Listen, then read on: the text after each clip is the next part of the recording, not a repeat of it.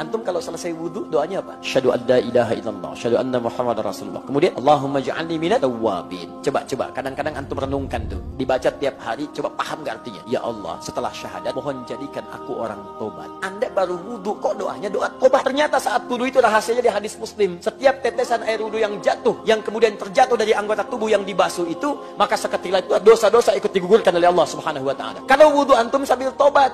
Tobat itu mengakui kesalahan, menyesalinya, janji tidak mengulangi. Makanya disebut dengan wudu. Cahaya-cahaya kebaikan, menampilkan sifat-sifat kebaikan. Dalam bahasa standar disebut dengan al-husnu. Al-husnu wan nadhafatu. Nadhafah itu bersih, husnu itu cahaya kebaikan. Makanya orang wudu lisannya pasti baik. Kenapa kita mesti berwudu sebelum sholat kita tobat? Karena jangan-jangan sholat itu akan mengakhiri kehidupan kita, dan dengan sujud itu menjadi sujud terakhir dalam kehidupan kita. Orang barat berkata time is money. Waktu adalah uang. Karena mereka membangun peradaban materi. Jika ada materi, maka waktu bermakna. Sedangkan Islam mengajarkan wal asr, demi waktu. Karena yang pertama ditanya di hadapan Allah nanti bukan harta, bukan kedudukan, tapi yang pertama ditanya adalah waktu yang pernah kuberikan, kemana kau pakai. La tazulu qadama 'abdin yaumal qiyamah. Kaki anak Adam manusia semuanya tidak akan bergerak pada hari kiamat.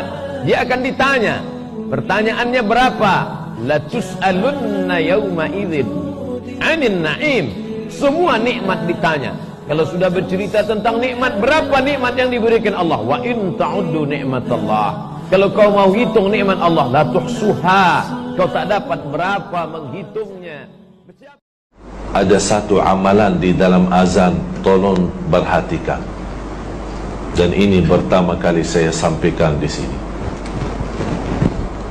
Ketika Anda dengar azan, tolong dengar baik-baik. Sebelum masuk hayya 'alas salah, di sini ada satu amalan banyak umat Islam tidak faham. Bahkan hadisnya sahih diriwayatkan Imam Muslim. Ketika muazzin selesai asyhadu an la ilaha illallah wa asyhadu anna Muhammadar Rasulullah, kita jawab apa? Wa ana. Ini fahami ya, ikut saya. Wa ana asyhadu an la ilaha illallah wa anna Muhammadan.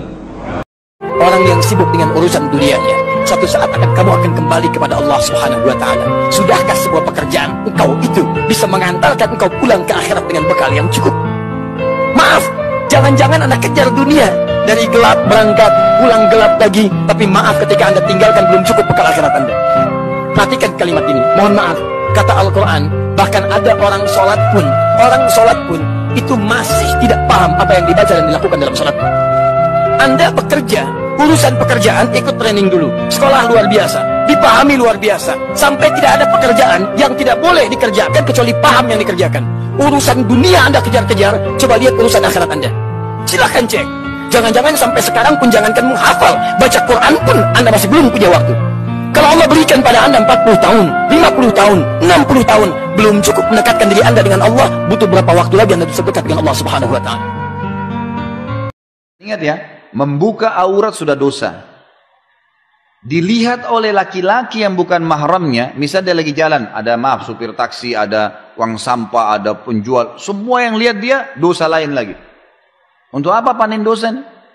Syaitan yang menghiasi bapak ibu sekalian terutama, yang mengatakan oh jelek kalau pakai jilbab, oh begini, itu syaitan. A'udzubillahi minasyaitonirrajim. Allah menyuruh ibu-ibu untuk pakai jilbab karena kemuliaan dan kehormatan, tidak ada yang lain. Karena Allah SWT mengatakan dalam Al-Quran, dzalika adna alla yu'zain. Tujuan jilbab itu, hijab, agar mereka tidak diganggu. Kalau bapak ibu pakai jilbab besar, apalagi pakai cadar, apa yang mau diganggu sama orang-orang? Paling assalamualaikum. Tapi kalau orang pakai celana jeans ketat, orang pakai baju ketat, ya wajarlah diganggu.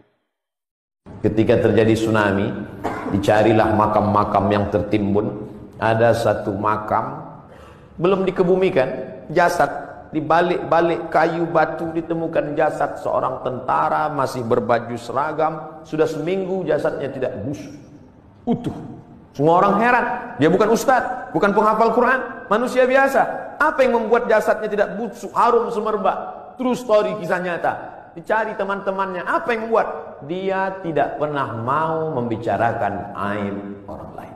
Setiap ada orang-orang cerita aib, dia pergi atau diam dan selalu berzikir.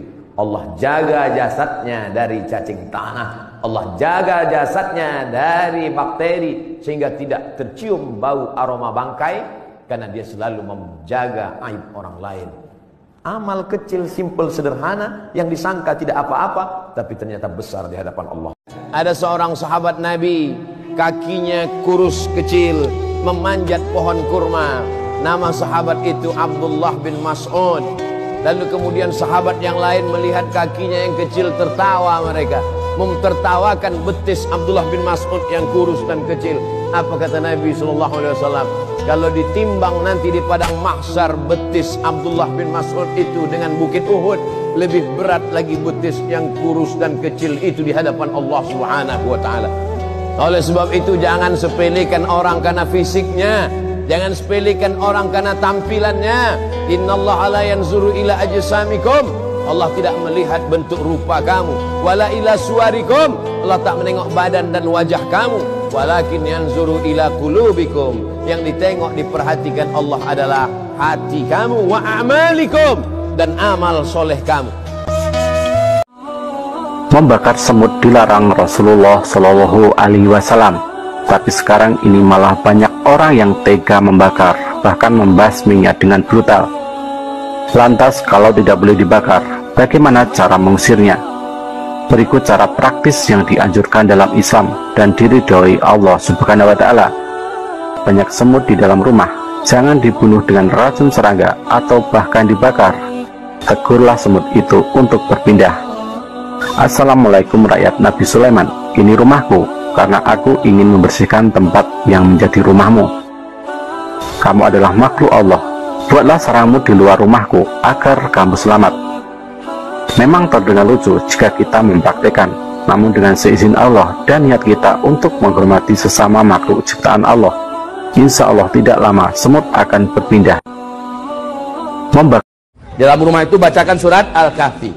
Insya Allah rumah itu tidak akan mampu ditemukan oleh Dajjal, tidak pula oleh bala tentara Dajjal. Nggak nampak. Pilihannya kenapa Ustadz surat Al-Kahfi? Apa nggak bisa surat Yasin? Apa nggak bisa surat Al-Waqi'ah? Kenapa harus Al-Kahfi? Ingat nggak bagaimana kisah pemuda-pemuda Al-Kahfi? Orang-orang yang mempertahankan iman, menyelamatkan iman, sembunyi dalam gua. Padahal gua itu ada di negeri kekuasaan raja. Bala tentaranya disuruh mencari mereka. Mereka lalu lalang di depan gua, tapi guanya nggak nampak. Sampai 309 tahun, Masya Allah, Allah selamatkan penduduk yang ada dalam gua itu. Di akhir zaman, Dajjal dan bala tentaranya akan menyatroni setiap kota-kota di muka bumi. Orang yang masuk ke dalam rumah, di rumah dia bacakan surat Kahfi, akan terjadi hal yang sama. Insya Allah rumahnya tidak akan nampak, Pak. Tidak akan ketemu. Ini guna membaca surat Al-Kahfi di akhir zaman. Ada satu orang yang bermimpi Nabi Muhammad SAW. Apa kata beliau di dalam mimpinya itu? Beliau katakan, sangat disayangkan banyak umatku yang dalam keadaan tidur, tapi dalam keadaan tidur ditulis dosa. Maka udah ditanya, ya Rasulullah, kenapa dosa orang tidur kok ditulis dosa? Apa kata Muhammad Galiyah? Karena mereka meletakkan sebuah status dan foto status yang terus dinikmati oleh orang lain itu. Kalau seumpama mereka dipandang dengan pandangan yang syahwat, setiap pandangan dia akan mendapatkan dosanya. Berapa banyak yang mandang? Dia tidur tapi dosa terus ditulis untuknya. Berapa juta orang statusnya juga sesuatu yang tidak pas atau sesuatu yang mengandung unsur dosanya. Setiap kali disebutkan, setiap kali dibaca, setiap kali forward, maka dia dapat dosanya. Ngapain kita mau beban?